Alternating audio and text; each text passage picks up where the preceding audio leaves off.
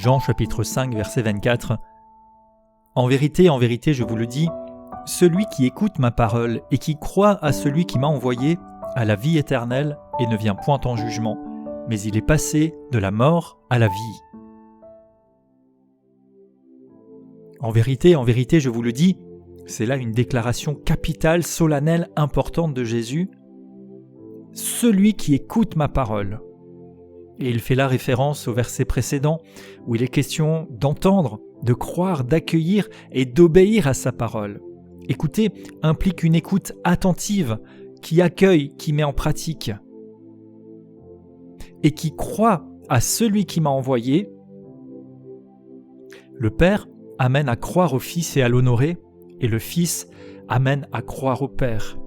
La foi n'est pas dirigée vers une doctrine abstraite, mais vers une personne, Dieu le Père, qui a envoyé son Fils, ou Jésus-Christ le Fils, envoyé par le Père. La foi reconnaît l'autorité divine dans les œuvres de Jésus. Celui-là donc a la vie éternelle et ne vient point en jugement, c'est-à-dire en punition, en condamnation.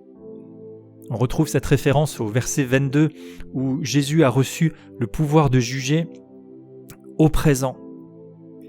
On a la vie éternelle au présent. Ce n'est pas seulement pour un futur, mais c'est déjà une nature de vie différente, une communion avec Dieu, une espérance.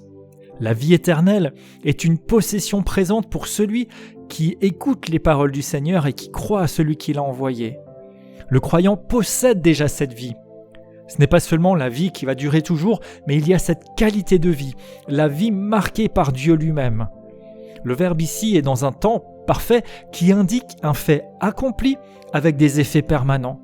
C'est la raison pour laquelle le croyant qui a déjà la vie éternelle ne vient point en jugement. Le jugement, c'est-à-dire la condamnation, la punition, a déjà été porté. Ça s'est déjà passé à la croix. Christ l'a porté. Christ a été jugé pour nous, pour nos péchés, à notre place, si nous associons foi dans son œuvre rédemptrice. Ainsi, l'enfant de Dieu ne passera jamais en jugement, mais seules ses œuvres seront jugées en vue d'une récompense. Il y a d'autres passages bibliques qui en parlent. Et la vie ou la mort sont le partage de chacun, mais le jugement final constatera cette réalité. Mais alors celui qui croit et qui croit à celui qui a été envoyé est passé de la mort à la vie. Il a été transporté, déplacé de la mort spirituelle, de la séparation, à la vie divine et éternelle. Le passage de la mort à la vie, c'est un événement accompli, là aussi dont les effets durent éternellement. On est passé comme d'un endroit à un autre, d'un état à un autre. C'est un fait et non une illusion ou une simple perspective. Si vous avez véritablement écouté la parole de Christ et cru en Dieu qui l'a envoyé, vous possédez la vie éternelle maintenant. Est-ce que vous vivez comme quelqu'un qui est passé de la mort à la vie ? Non pas sur la base de sentiments qui sont fluctuants, mais de la promesse solennelle de Christ lui-même. Il n'y a pas besoin de rituels compliqués, de pénitences interminables ou de performances spirituelles, mais on peut vivre libéré de la crainte de la condamnation, non pas dans la négligence, mais dans l'engagement, la sainteté, la gratitude et la joie. Écouter la parole du Seigneur implique cette relation régulière avec les Écritures. Écouter sa parole, lui faire confiance. Non pas comme une obligation religieuse, mais comme un rendez-vous avec celui qui nous a fait passer de la mort à la vie. Qu'est-ce qu'il nous dit aujourd'hui ? Comment il nous dirige ? Accueillir cette parole et la recevoir. Notre identité dès lors n'est plus définie par un passé qui est mort, mais par la vie nouvelle en Christ. Il n'y a plus à se définir par des échecs passés, mais à s'approprier cette nouvelle identité. J'étais mort, mais maintenant je suis vivant en Christ. Que ma vie, que mes décisions, que mes actions reflètent cette nouvelle vie. 2 Corinthiens 5, 17, les choses anciennes sont passées, toutes choses sont devenues nouvelles pour ceux qui sont en Christ. Ce n'est pas une attente anxieuse, lointaine, c'est déjà fait, c'est un acquis. Ma vie reflète-t-elle ce passage de la mort à la vie ? Y a-t-il peut-être des domaines où il y a encore cette mort plutôt que cette vie ? Dans les domaines encore difficiles, priez, demandez la force au Seigneur par son Saint-Esprit et prenez la décision concrète que votre nouvelle identité vivante en Christ soit manifeste au-delà de quoi que ce soit d'autre.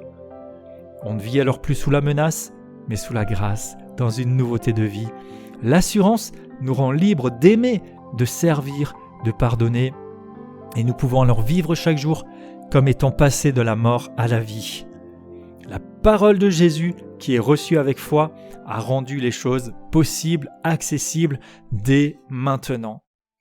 Je déclare dans le nom de Jésus, je suis passé de la mort à la vie. J'accepte la parole de Christ. Je crois dans celui qui l'a envoyé. Je déclare que je vis chaque jour dans la conscience de cette nouvelle nature. Et je me mets à disposition pour proclamer cette vérité à ceux qui sont peut-être encore dans les ténèbres ou la mort, de sorte qu'eux aussi puissent entendre et croire la parole du Seigneur, croire et reconnaître celui qui l'a envoyé et être délivrés du jugement, mais passer de la mort à la vie par la puissance de Jésus-Christ. Amen.